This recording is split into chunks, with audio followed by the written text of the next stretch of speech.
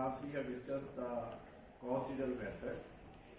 How we can solve the load flow problem using the Gauss-Seidel method. We also have discussed the one problem solution with the help of Gauss-Seidel method. So in the case of Gauss-Seidel method, we were updating the voltage by the linear equation. We have the linear equation. So we were updating the voltage with the help of that equation. The equation is not a quadratic equation or not a polynomial equation. So if we have the higher order equations or we have the more variables, then we use the gradient techniques for the solution. And if we have this, in case of Gauss-Seidel method, is a very simple method. If our system is having the small number of the buses, when the system grows up, when the system has the large number of the buses, then the Gauss-Seidel method starts taking more time for the solution. And sometimes for the bigger systems, it fails to give the results. So for that purpose, we have the very accurate method for the load flow technique, which is the Raphson method. In case of the Raphson method, we take the derivative of the sum of the terms in order to find the correction. In the Gauss-Seidel method, we are also finding the correction. We are updating. We are not finding the correction. In case of Gauss-Seidel method, we are updating. We are finding the new values of the voltage and voltage angle. But in case of an Raphson method, we are finding the correction. We have assumed some value of the voltage and voltage angle, and we are finding the corrections. And then we add that correction in the previous value, and like that, our iterations will. So in case of the Gauss-Seidel method, in case of the Raphson method,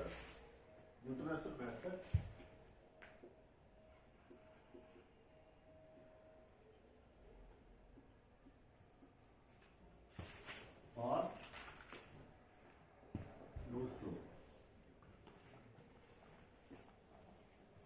Before we start its application for the load flow case, we will take some generalized function. So let us suppose we have a function. So we have written the function f, in the bracket we have written the x. It shows that this function is dependent on x. This function can have any value, ax, kr, ax cube plus bx plus c, like that. Means our function is dependent on the x, and we have to find the value of the x which satisfies this function. So for that purpose, we assume the initial value of the x. We assume the initial value of the x is equal to x0. From the initial case, we have substituted x0 is the function, and that will give some value. But we want to make this function fx is equal to 0 by finding the accurate value of the x. So when we substitute means x in place of x as fx0, then we may not get the 0. So we need some correction. We need some value. We have to add or subtract the value from x0. So for that purpose, we can write this function as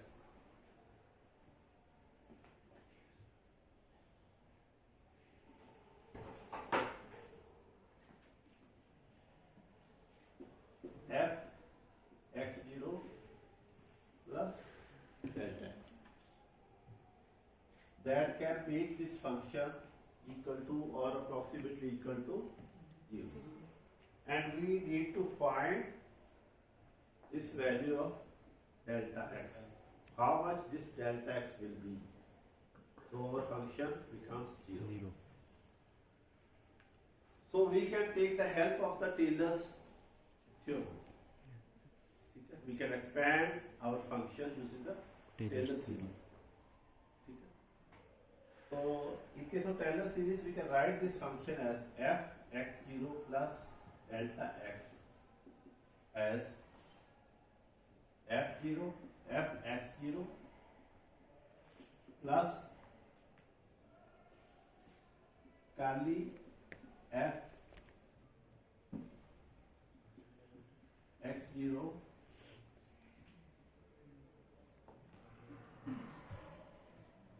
curly f by curly x0 into delta x0 plus higher order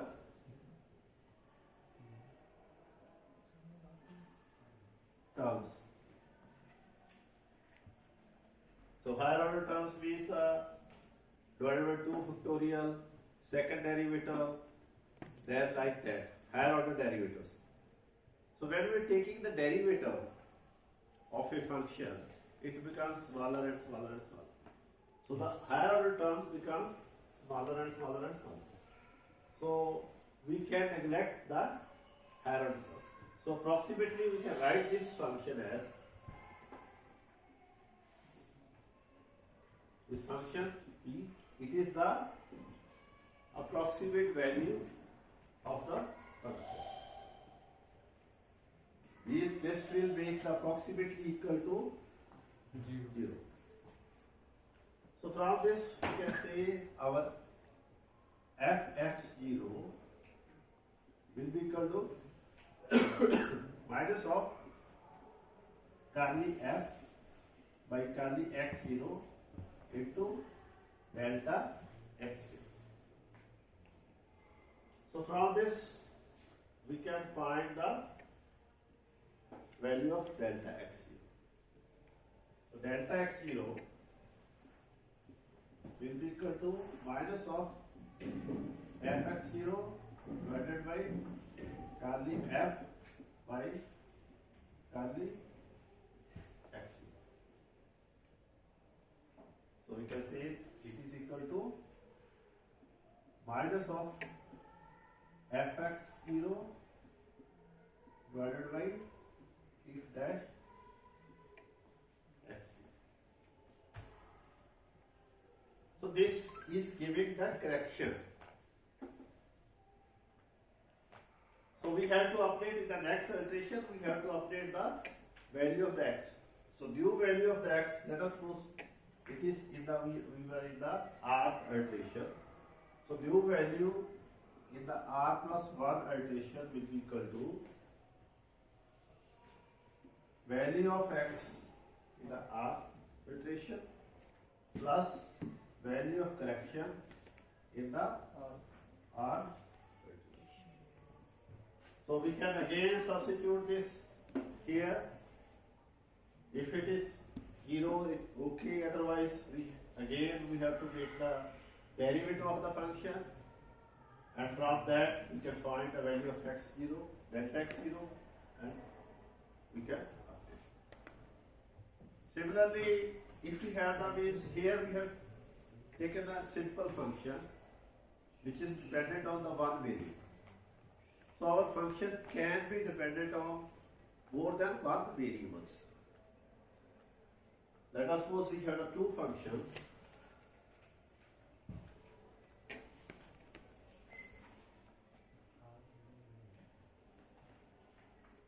First function f1 is dependent on x1 and x2. Similarly, the second function again dependent on x1 and x2. x1 and x2 are the variables. Those we are varying. So using the Taylor series, we can write this function as f10, x10, x20. We have assumed the initial value of x1, x2 is equal to x10. x10 is initial value. It can be, we have assumed the 1, x1 is equal to 1, x2 may be equal to 1, or it may be 2, it may be minus 1, like that. So initial value we have assumed. Then plus the derivative of this curly f1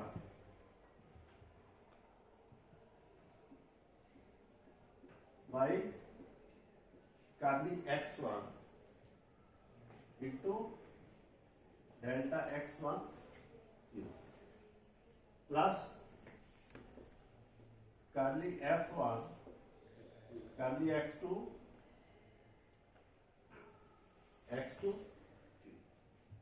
similarly for the f2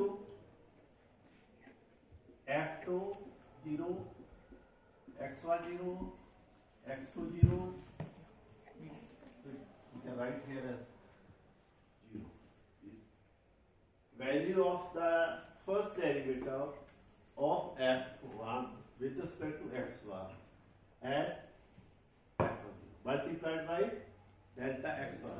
Delta x1 and delta x we want to calculate.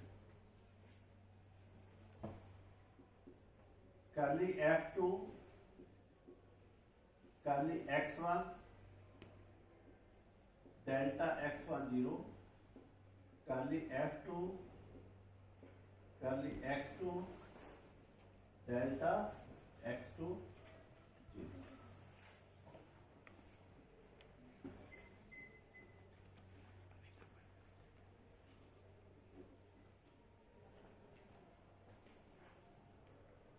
So we have from this f1 0 x1 0 x2 0 f2 0 x1 0 x2 0 in the vector form. We can take this on the other side. So we have a minus curly f1 by curly x1 0 delta x1 curly f1 by curly x2 curly f2 by curly x1 curly f2 curly x2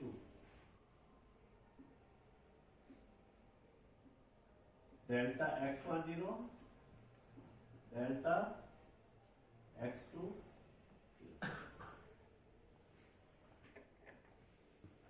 so this we have written the values in the matrix form here. So here is the value of the function at the assumed values or at the calculated values of x. Then we are taking the derivative here. This matrix is known as a Jacobian matrix. This matrix is known as a Jacobian matrix. So we can say here is F matrix multiplied by Jacobian matrix multiplied by delta x matrix. Okay? So from this here we have the minus.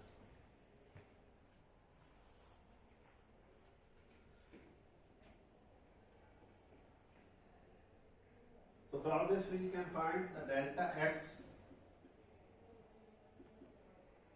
is equal to function matrix minus of J. We have the matrix, we can take the reverse of that matrix and multiply the reverse matrix with this function matrix. Okay? So from that we can find the value fraction matrix. So here we have generalized x. Actually it is equal to, if we have the two variables, it is equal to delta x1 and delta x2. Similarly, this Jacobian matrix is equal to, we have the four derivative terms. Derivative of first term, first function with respect to first variable, derivative of first function with respect to second variable, derivative of second function with respect to first variable, derivative of the second function with respect to second variable. So correction for the first variable and correction for the second variable. So now we want to apply this technique on the load flow. It is just you have studied in the mathematics. Raphson method you have studied in the mathematics. You are solving the problems. Please, we have any example. We have any value of the x, f1 and f1 and f2, and we can solve using this. So if you want to solve, we have the problem. We can solve this for the problem. It's here. Let us suppose we have a function